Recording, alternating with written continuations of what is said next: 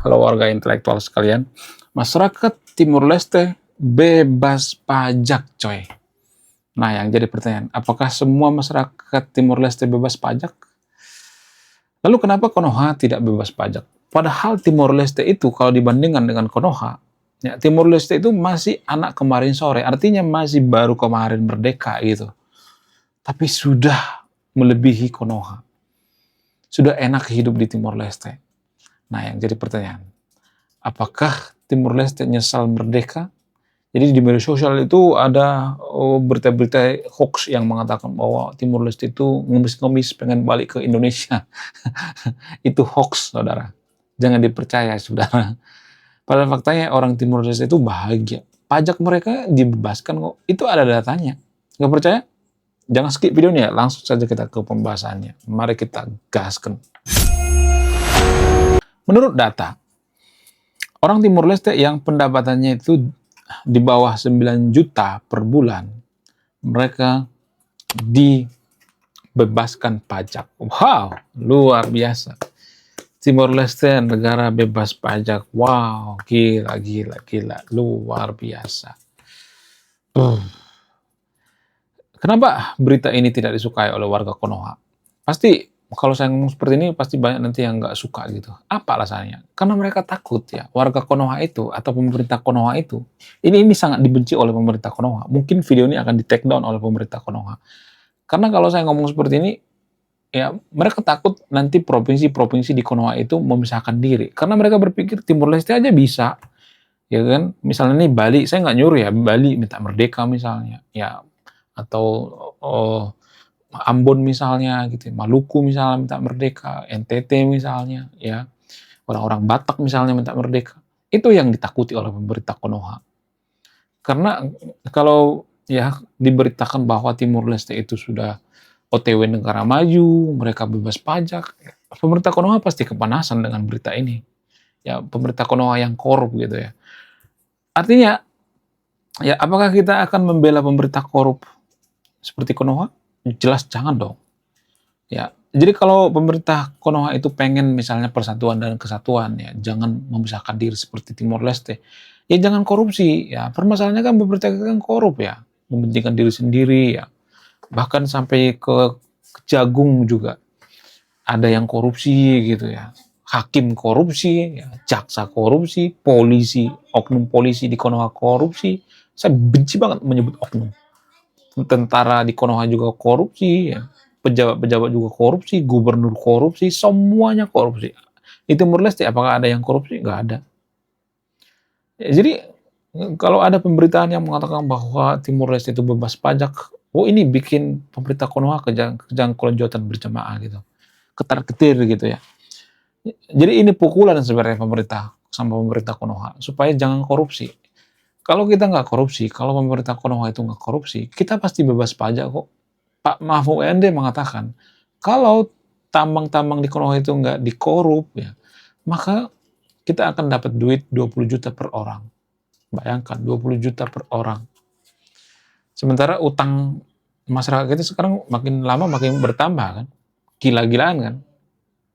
Belum lahir juga udah dikasih utang gitu ya, udah ada utang. Ya itu saking bobroknya pemerintahan Konoha sekarang ini. Saya harus mengaku itu ya, tata kelolanya kurang bagus. Kenapa bisa seperti itu? Apa alasannya? Jadi di video ini saya akan bongkar sampai ke akar-akarnya. Saya tidak berpihak pada siapapun ya. Gini, semua ini ada kaitannya dengan agama.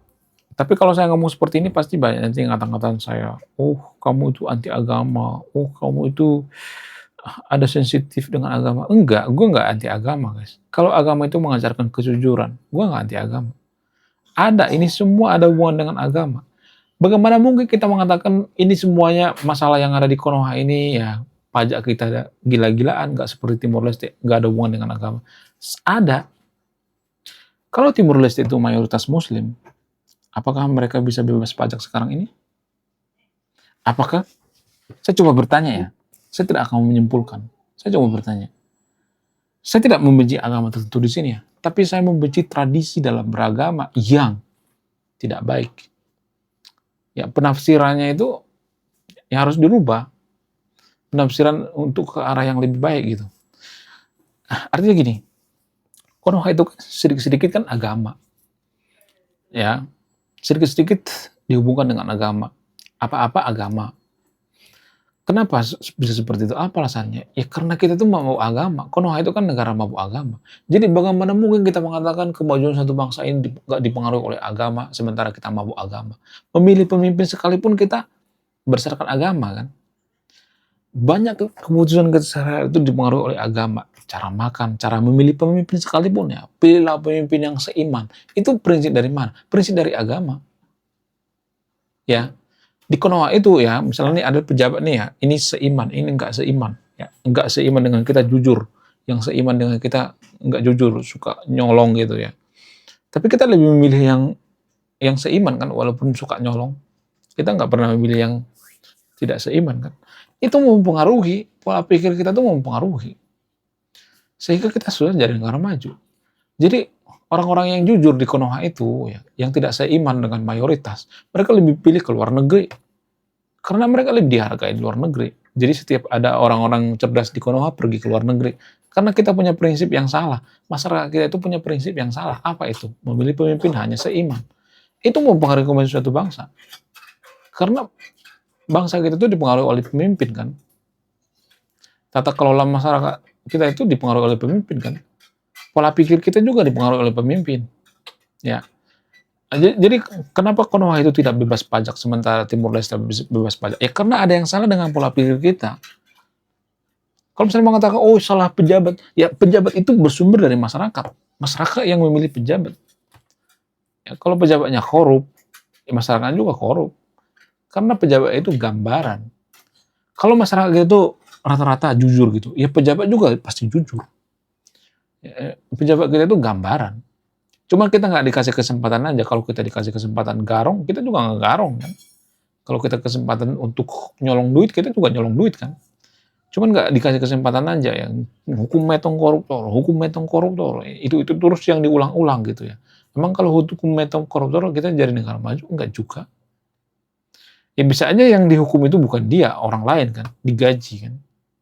Ya kan? Bisa aja tahanan seumur hidup gitu, digaji kan. Dikasih duit sama keluarganya. Ya bisa aja seperti itu kan. Itu bukan jaminan. Kalau dimiskinkan di mana? Ya bisa aja jaksa disogok, ya hakim disogok dan sebagainya. Jadi yang pertama dibenahi itu pola pikir dulu gitu ya. Pola pikir masyarakat kita. Kita kan sedikit-sedikit agama gitu ya. Ya kemudian sedikit, pokoknya agama gitu. Kemudian pola pikir kita juga dipengaruhi oleh agama, tradisi kita dalam beragama itu mempengaruhi pola pikir kita. Kita tuh berpikirnya ya nggak usah mikir, ya nggak usah mikir teknologi, pikirlah akhirat, ya sehingga kita fokus pada akhirat. Kita meninggalkan tanggung jawab kita di dunia gitu ya.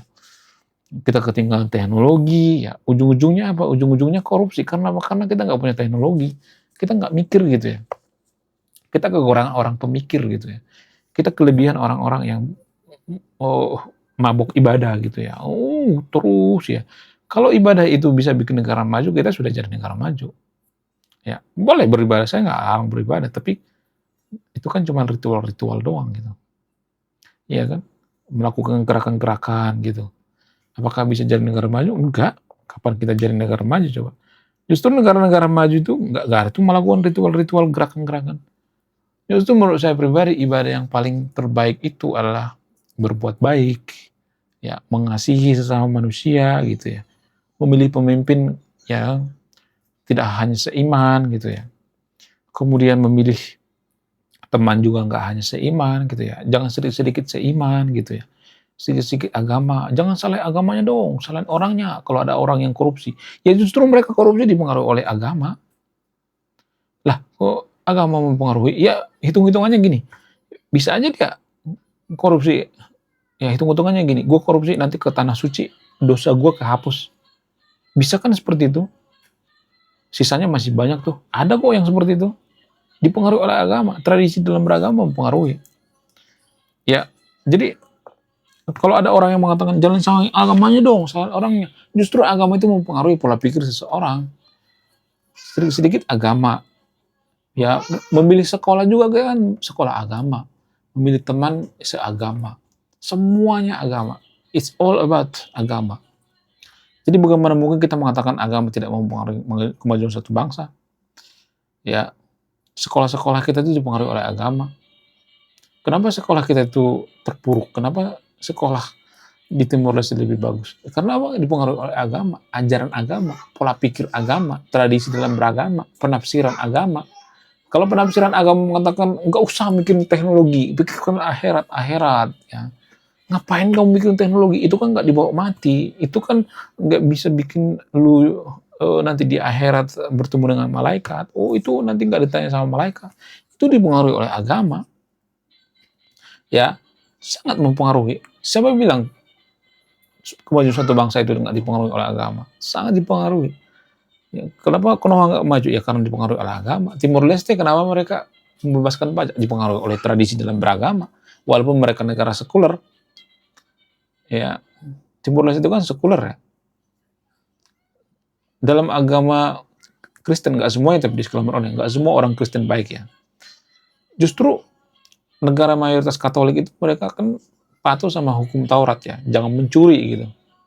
Mereka takut mencuri, walaupun nggak semuanya ya, disclaimer on ya. Tapi pejabat-pejabat di Timor Leste itu takut mencuri karena ada hukum Taurat, jangan mencuri. Itu mempengaruhi ya. Kemudian negara-negara maju dunia ini dipengaruhi oleh semangat Protestanisme. Apa itu isi daripada semangat Protestanisme? Ya, semangat Protestanisme itu ya, berkelakuan baik ya, jujur, berintegritas gitu, menganggap bahwa pekerjaan kita adalah ibadah gitu. Misalnya kita jadi guru, jadilah guru terbaik karena itu membawa kita ke sorga gitu ya. Ya, tapi Konoha kan nggak seperti itu. Kita menganggap pekerjaan kita itu adalah pekerjaan dunia. Oh, itu cinta dunia gitu ya. Makanya negara kita hancur. Karena apa? Karena pola pikir ya. Untuk memperbaiki negara kita tuh penafsiran agama harus diperbaiki dulu. Gak percaya? Coba sebutkan satu saja negara muslim dunia ini yang maju. Gak ada. Gak ada. 10 besar negara maju dunia ini gak ada yang muslim. Itu artinya ada yang salah dengan penafsiran warga Konoha. Ada yang salah dengan pola pikir kita. Menurut kalian gimana? Coba tulis di komentar ya. Saya akan berpihak di video ini. Anda yang menyimpulkan. Oke guys, sekian video ini. Saya warga intelektual. Salam rasional.